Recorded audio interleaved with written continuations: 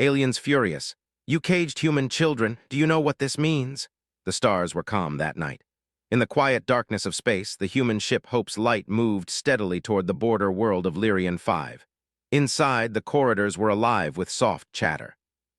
Children ran through the narrow halls, their laughter echoing off the steel walls. Some clutched small toys, others held hands with their parents. Jack Morrow walked behind them, making sure no one fell or ran too far ahead. His young niece, Mia, clung to his hand tightly. She had a serious little face for someone only 7 years old. "This way, Mia," Jack said gently. "We'll be safe soon." Mia nodded but didn't let go of his hand. Around them, other families moved quietly, all of them grateful to be leaving the war-torn colony world of Tyros. The human colonies were small, fragile, and scattered. For decades, humans had lived alongside other alien species, mostly peacefully. But Tyros had been attacked suddenly, a warning that not all worlds were as friendly as they seemed. The humans had escaped in a rush, leaving behind everything they could not carry. Their ship wasn't large, but it held enough to protect the children for the journey. Jack walked past Ethan Cole, who was holding his little sister in his arms. Ethan smiled faintly, tired but proud. "We made it this far," he said. "That's all that matters right now." Meanwhile, the alien world of Lyrian 5 stirred. Its blue-green skies and sparkling seas made it look peaceful, but its cities were alive with activity. Alien patrol ships moved swiftly through the upper atmosphere, scanning the space lanes. Their sensors picked up the human ship immediately. "Human transport detected near Sector 12, a voice called out in the council chambers of Lyrian 5. It was deep and rough, spoken by an alien named Traun. He had gray skin with faint patterns that shimmered when he moved. His eyes, black and wide, glinted with curiosity and caution. "It carries unregistered cargo." "Unregistered cargo?" another alien Cyril asked.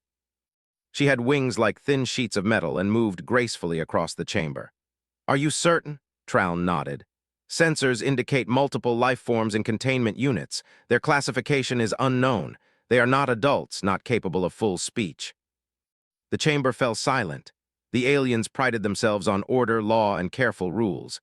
Anything unregistered in their space could not be ignored. Finally, Cyril spoke. "Contain the cargo immediately. Ensure no one escapes. If this is an illegal experiment, we will need full investigation." And so, the decision was made. From the aliens' perspective, they were following protocol, but from the humans' perspective, the next moments would feel like a nightmare. The first human to notice something wrong was Lisa Brown. She had been helping organize the children into small groups near the recreation deck. Suddenly, the walls around them hummed with energy. A field appeared, invisible at first but strong enough to stop them in their tracks. Mia screamed when she tried to run, and Jack caught her before she could fall. "What is happening?" he shouted. "They're stopping us," Lisa cried. She grabbed a small boy named Kevin and held him close. The children began to cry. No one had ever seen anything like this before. Outside, alien ships hovered silently. They did not attack with weapons, only with containment fields that reached into the human ship. It was strange, terrifying, and completely foreign to the humans. "Calm down," Jack shouted. He knew panicking would make things worse. He looked around at the other adults. "Stay together, keep the children calm."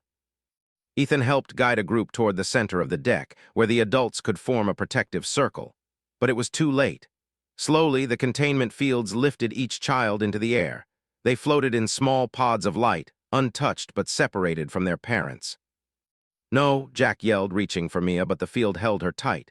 She cried out, frightened. Jack's own chest ached as he watched her struggle. The humans tried to communicate with the aliens. They sent out signals, holographic messages, even simple words. "We are humans. These are our children. Please release them." But there was no answer. The aliens were not rude. They simply did not understand. To them, these humans were unusual life forms being transported improperly, and their rules demanded containment.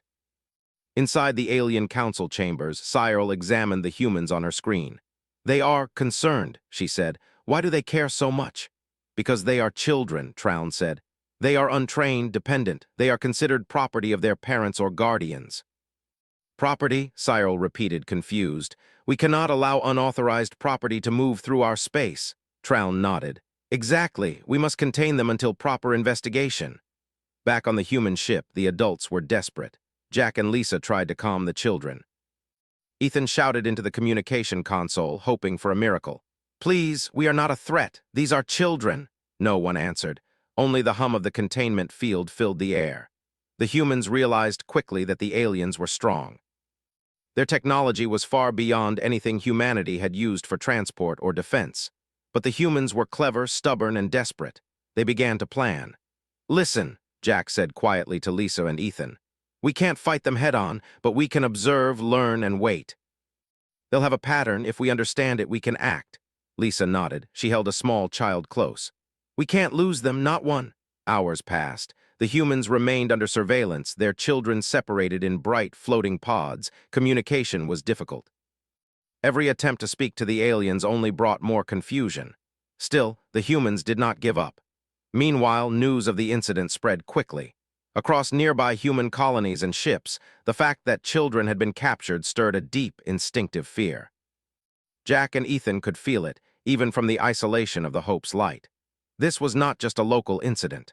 If the aliens did not understand the value humans placed on children, they would soon learn, and perhaps too late. "Why are they so attached to these little ones?" a young human girl whispered to Lisa. She was no older than 10. "Because humans care about each other," Lisa said softly. "Especially children. They are the future. That is why we cannot let them be hurt." In the alien chambers, Traun and Cyril debated again. "They are fighting us," Cyril said. "They do not resist with weapons, only with words, signals, and careful movement. They are unusual." "They are persistent," Traun admitted. "Even when we move the children, they follow, they watch, they calculate." Cyril frowned. "Do you think they will act violently?" Traun shook his head.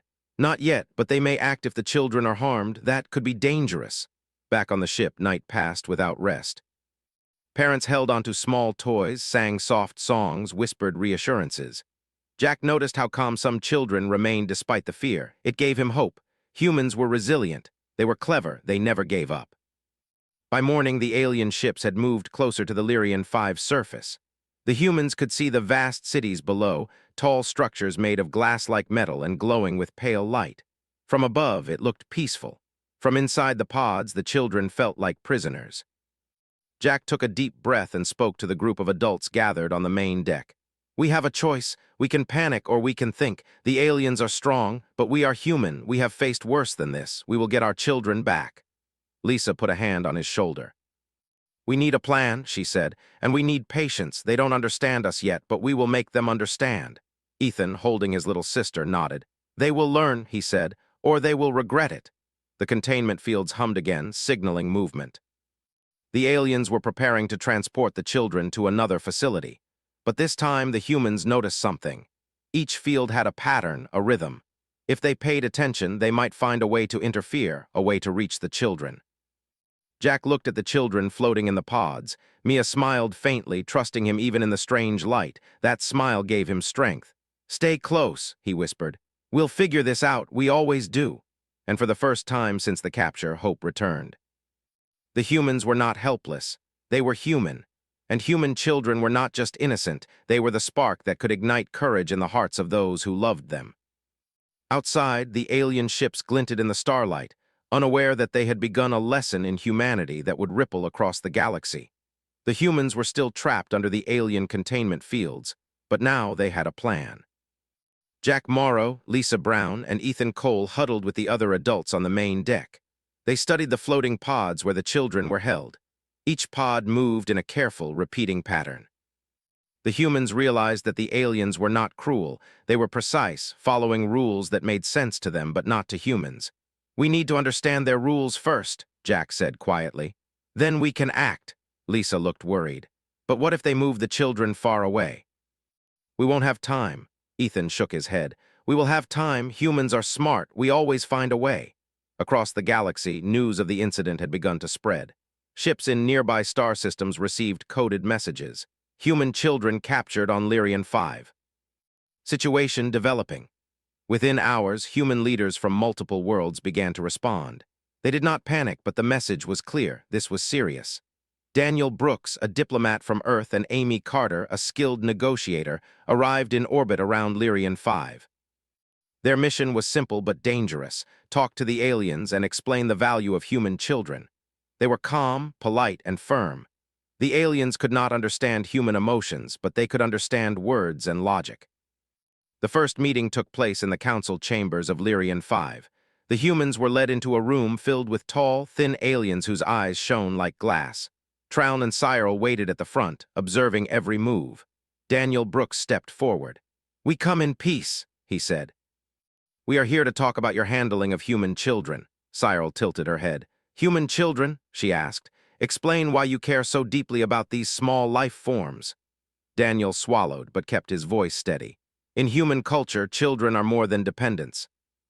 They are the future of our species. We protect them with everything we have. If you harm or even frighten them, humans will take action. We are not violent, but we will not allow children to be endangered." Traun made a low sound, almost like a growl. "Our laws do not recognize such intense attachment. You exaggerate. These life forms are small, weak, and untrained. They do not pose a threat." "Exaggerate?" Amy Carter asked softly. "You do not understand. Humans see children as sacred. They are the reason we survive disasters, travel through space, and fight wars. You cannot judge their value by strength or size. Their importance is in the bonds they create, the love that protects them. That is why you must release them immediately." Cyril and Traun paused. They had never encountered such reasoning. Their species judged life by rules, strength, and utility. The humans spoke of emotion, bonds, and the future. It was alien to them in every sense. "Do you mean that harming a child could lead humans to act?" Cyril asked. Daniel nodded. "Yes, even a single child. Humans are patient, but their patience is not infinite. The lives of children are not negotiable. We will not stop, and we will not compromise on this." The council murmured. Other alien species had begun to attend the debate, curious about this strange human stubbornness. Some were wary, others amused. But no one had ever seen a species place such importance on small, fragile beings. Back on the human ship, Jack and Lisa kept watch on the children. Mia was still scared, but when she saw Jack's calm expression, she began to breathe easier. Even in the strange alien light, the children held on to hope. It was not fear that defined them, it was trust. Daniel and Amy continued to talk. They showed the aliens images of human families across multiple planets. Children playing, parents teaching, humans protecting their young in war zones and disasters alike. They shared stories of humans crossing oceans, deserts, and even space to protect children. Every story carried the same message: humans value children above all else. Cyril frowned. "This is unusual. No species behaves like this. Children are considered property or helpers or workers, but humans, they fight for them even when it is dangerous." "Yes," Daniel said firmly, "even when it is dangerous. There is no stronger instinct in humanity than the protection of children. You have taken them, but they belong to us. You cannot keep them." Traun leaned back. He had never faced this kind of challenge before. "What will humans do if we do not release them?" he asked, almost reluctantly. Daniel's expression did not change. "We will act. We will do everything we can. We do not threaten for fun, but for necessity. Protecting our children is our highest duty." Amy added, "This is not about anger. This is about principle. You may not understand it fully, but you must respect it. Every life we take back strengthens trust between species. Every life we lose weakens it forever." Across the chamber, some of the other aliens whispered to each other. They had never seen anything like it. A species so determined, so relentless, not for conquest, not for revenge, but for the protection of the young. Back on the ship, Jack noticed a small change in the containment fields. They had begun to slow slightly, as if the aliens were considering the humans' warnings. "Do you see that?" he whispered to Lisa. "Something's changing." Lisa nodded. "They're listening." "Not understanding yet, but listening." Ethan clenched his fists. "We have to make them understand fully. Not one child can be harmed, not one." The humans began to experiment carefully. They tested the limits of the containment fields without triggering alarms. They observed patterns and rhythms. Every time a pod moved, they took notes and tried to predict the next position. They were patient, just as the children had been. Daniel and Amy continued to work with the council. They did not shout or threaten. They spoke, showed, and explained. Slowly, the council began to see the truth. The humans' words were not empty. Their determination was not a bluff. The aliens began to realize something that shocked them. The humans' value of children was absolute. In the council chamber, Cyril finally spoke aloud. "We may have underestimated them. These humans, their attachment to their children is extraordinary. Trown nodded slowly. We must act carefully. If we harm a single child, we risk provoking the full force of their species. That is not a risk we can take lightly. The humans were silent. They did not celebrate. They did not relax. They waited. They always waited. They were human, and patience was part of their strength. Back on the ship, Jack and Lisa began talking to the children, explaining that humans were trying to make the aliens understand. They are learning, Jack said. We have to stay calm and help them see. Mia hugged a small stuffed animal. Will they really let us go? She asked. Yes, Jack said softly. We will make them understand. Humans always protect their children. Over the next hours, the humans continued their careful observations. Every movement of the pods, every reaction of the aliens was studied and recorded. They began to notice small signs of hesitation in the alien patrols. The aliens were beginning to question their rules. Daniel and Amy pressed on in the council chamber. They shared stories of humans who had crossed entire galaxies to save a single child. They spoke of parents who had risked death to keep their children safe. They explained the emotional and cultural significance of children in human society. Slowly, other species attending the council began to whisper among themselves. This is incredible, one alien said softly. They are so devoted. Such attachment is dangerous, another replied, but also remarkable. The humans outside the council chambers felt the change too. They noticed the containment fields flicker slightly, hesitate. Even small, careful observations told them that the aliens were starting to understand. Lisa smiled at the children. See, they're listening. They will release you soon. Ethan looked at Jack. Do you think they understand fully yet? Jack shook his head. Not yet, but they will. Humans are persistent, and once an alien species understands what children mean to us, they will never forget it. As night fell over Lyrian 5, a quiet tension filled the galaxy. The humans did not make threats, and the aliens did not act violently. But beneath the calm, a lesson was forming, one that would ripple across the stars. Daniel Brooks and Amy Carter ended the day with one final message to the council. We have told you who we are. We have shown you what we value. Protecting children is not a choice for humans. It is a law written into our very being. Respect it, and peace will remain. Ignore it, and you will witness a determination unlike anything you have seen before. The chamber fell silent.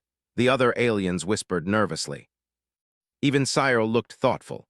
Outside, Jack, Lisa, and Ethan watched the pods float quietly. The children were safe for now, but everyone knew that patience alone was not enough. Humans were clever, resourceful, and relentless. And across the galaxy, one truth became clear. When humans fight for their children, they fight with the full strength of their hearts, minds, and history. No alien, no rule, and no force could stand against that forever. The days on the human ship Hope's Light stretched long and tense. The children floated in the alien pods, safe but distant. Jack Morrow walked the main deck over and over, watching, listening, and thinking. Every human on the ship felt the weight of responsibility. They were not soldiers by training. They were parents, siblings, and caretakers. But the danger had forced them into roles they could not refuse. Ethan Cole and Lisa Brown worked side by side. They mapped the alien patterns carefully, timing every movement of the pods. They are slowing down the transfer, Lisa said quietly, pointing at the monitors. The aliens are thinking about what Daniel and Amy said. Ethan frowned. Thinking isn't enough, we need results. One mistake, one wrong move, and the children could be moved far away, maybe never to return. Jack nodded. We have to be ready. Humans do not wait until danger is over. We act, we adapt, and we protect what is ours. Far below on Lyrian 5, the alien council met in a storm of whispers. Trown's deep voice echoed through the chamber. The humans are patient, but patience has limits. What is the full meaning of their words? I do not know, but the care they have for their children is absolute. This is not like any other species, Cyril replied cautiously. We must follow protocol, investigation first. The humans speak of consequences if we harm the children. Perhaps they are bluffing. Trown's eyes glinted with concern. I do not think they bluff. Look at how they have positioned themselves, their ships, their systems. They are calm but ready.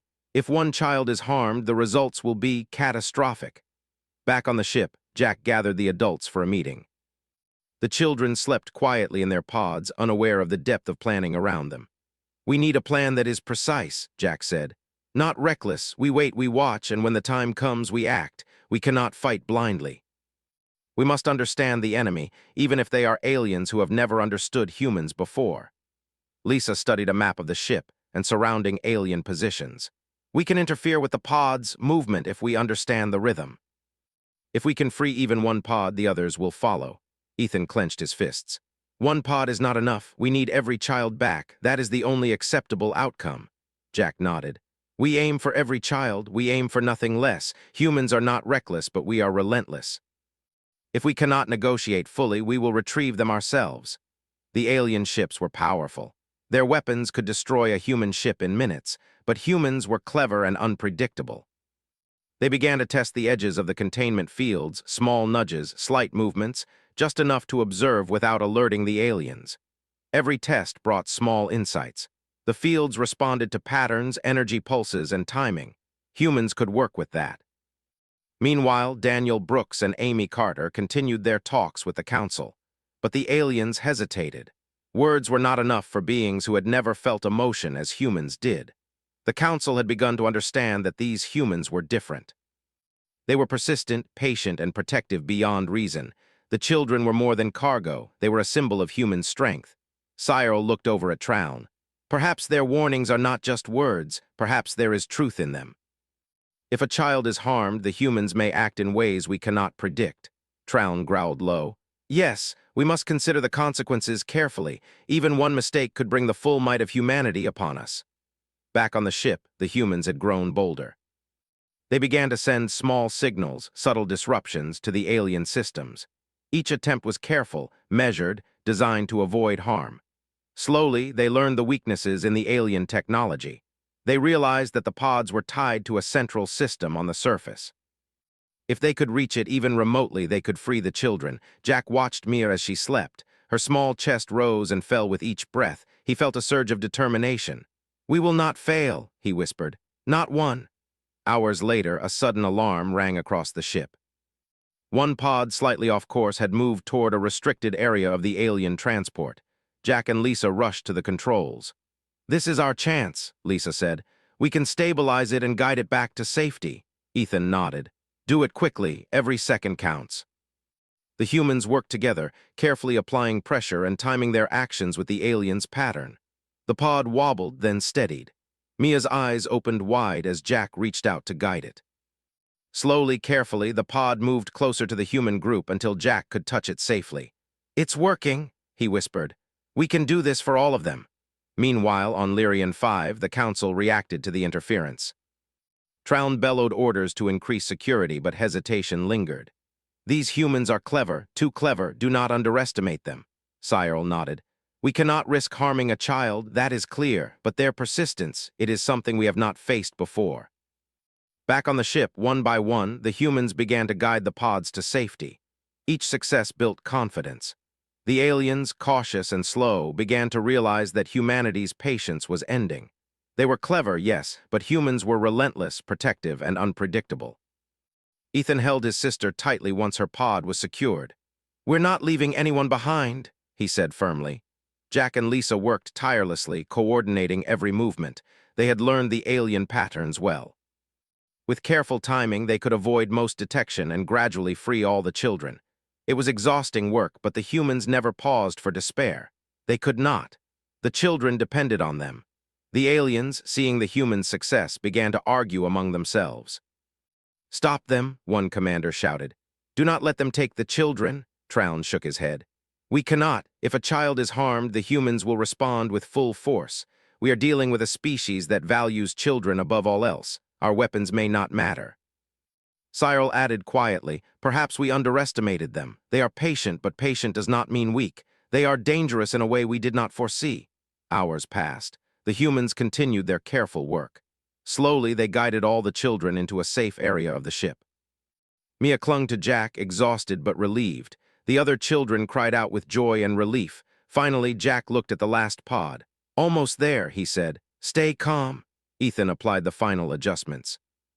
The pod stabilized, and the child inside floated safely to the human group. Every parent, every adult on the ship felt a wave of relief. They had done it. Every child was safe, but the humans did not celebrate fully. They knew this was only the beginning. The aliens had witnessed the lengths humans would go to protect their children. That lesson would not be forgotten. Jack turned to the group. We have succeeded today, but we cannot relax. The aliens know who we are now. They know what we will do. This is our strength. Humans protect their own. That is what makes us strong, clever, and unstoppable. Lisa smiled faintly. And they understand it now. Even if they do not like it, they understand. Ethan added, and if they ever forget, we will remind them. Across Lyrian 5, the council whispered in confusion and fear. The humans had achieved what no other species had before. They had acted without weapons, without threats, and still demonstrated unstoppable force. The children were safe, and humanity had proven that they would never compromise on protecting the young. Traun and Cyril looked at each other. They are different, Traun said quietly. Yes, Cyril replied, and now we must decide how to live with that difference. Or face the consequences. The humans gathered the children together. They were tired, frightened, but safe. Mia clung to Jack, and he held her tightly. He looked at the group and smiled, quietly proud. They had faced impossible odds and succeeded. Jack whispered, this is only the beginning, but we have shown them who we are. We have shown them the meaning of a human child. And far above Lyrian 5, the stars glimmered silently. But one thing had changed. Humans were no longer ordinary travelers in the galaxy. They were a species that could not be ignored, a species whose protection of children defined their strength and courage. The aliens had learned a lesson they would never forget. Humanity was clever, patient, and relentless. But most of all, humans would never, ever abandon their children. And that knowledge would echo across the stars for generations. The human ship Hope's Light floated in orbit above Lyrian 5. The children were safe, gathered together, and exhausted. Their parents hugged them tightly, whispering promises they would never let go again. Jack Morrow held Mia close, feeling her small heartbeat against his chest. She had been scared, but now she was calm. Her trust in him had never wavered. Everyone okay? Jack asked softly. The adults nodded. Relief was written across every face. The long hours of careful planning, observation, and patience had paid off. Not a single child had been harmed. Ethan Cole looked over the ship's monitors. The alien patrols were still active, but they had not attacked. Slowly, the humans realized that the aliens were hesitant. They understood the humans' determination. That hesitation was the key to their next steps. Lisa Brown approached Jack. We can't just leave yet, she said.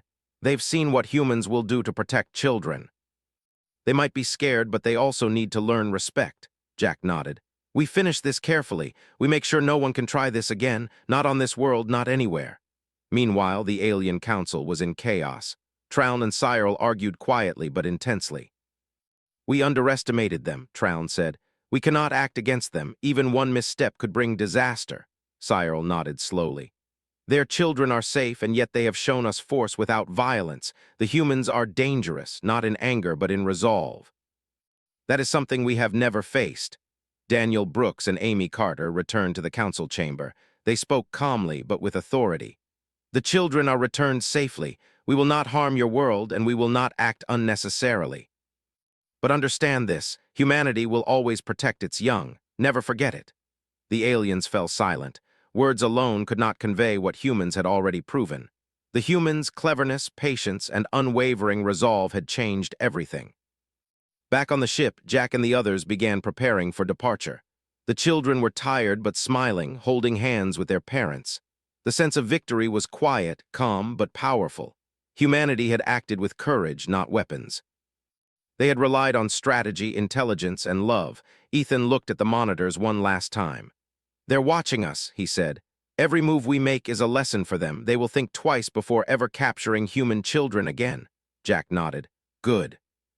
But let's make sure we leave them with more than fear. We leave them with understanding. Humans are strong, but we are also fair. That is what makes us who we are.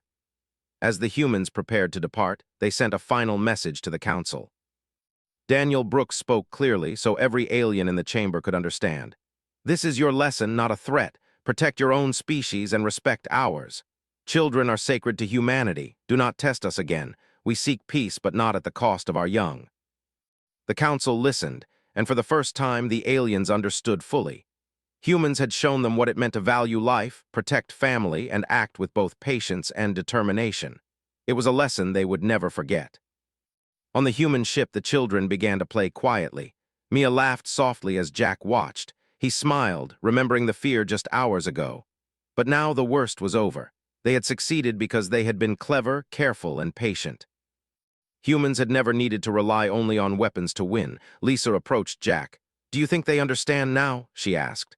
"I think they do," Jack replied. "They may not like it, but they understand, and that is enough for now." Ethan spoke from across the deck. "We've done more than rescue the children. We've shown them who humans are. They will not forget it, and the galaxy will not forget it either." As the Hope's light prepared to leave orbit, the humans reflected on what had happened. They had faced a powerful alien species and succeeded without destroying anything. Their children were safe, their culture had been defended, and their determination had sent a clear message across the stars. For the aliens, the incident had lasting effects. Traun and Cyril remained in the council chambers, quietly considering what had happened. "We underestimated humans," Cyril said again. "We will never make that mistake again. They are different, more than we thought possible." Traun nodded. "Yes. Their strength is not in weapons. It is in their hearts, their minds, and their bonds. We cannot fight that. We can only respect it or face consequences." Over the next weeks, the humans returned to their colonies and home worlds.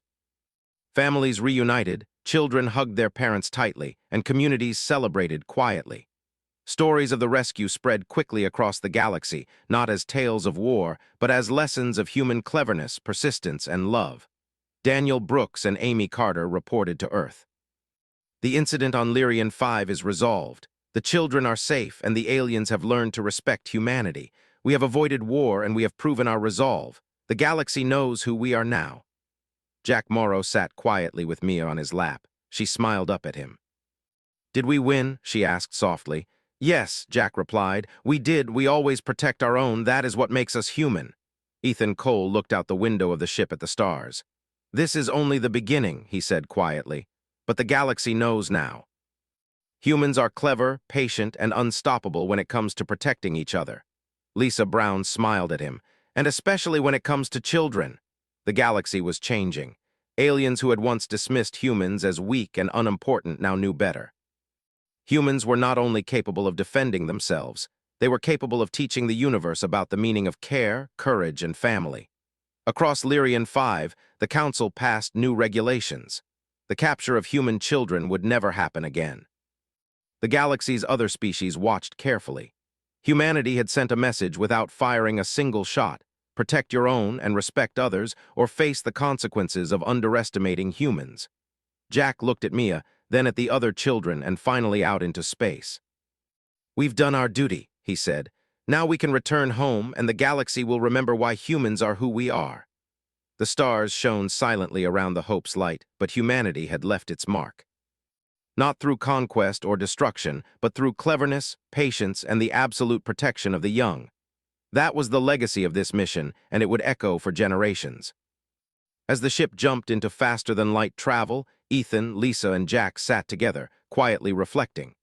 Every child was safe, every lesson learned, and every human heart had been tested and proven strong. They had faced a powerful alien species and shown them the true meaning of human courage. Mia leaned against Jack's shoulder. "Will we ever see them again?" she asked softly. Jack smiled. "Maybe, but if we do, they will remember. They will remember what humans are capable of when we protect our own. That is enough." And as the Hope's light disappeared into the stars, a quiet truth spread across the galaxy. Humans were not to be underestimated. Their strength was not just in numbers or weapons, but in their hearts, minds, and the unbreakable bond they had with their children. The children laughed, the adults smiled, and humanity sailed forward into the galaxy, clever, patient, and unstoppable, forever protecting the young, forever teaching the universe the meaning of courage, love, and resilience. For generations to come, the story of Lyrian 5 would be told, not as a tale of war, but as a testament to human ingenuity and heart. And in every corner of the galaxy, one lesson was clear. Humans may forgive many things, but never the caging of their children.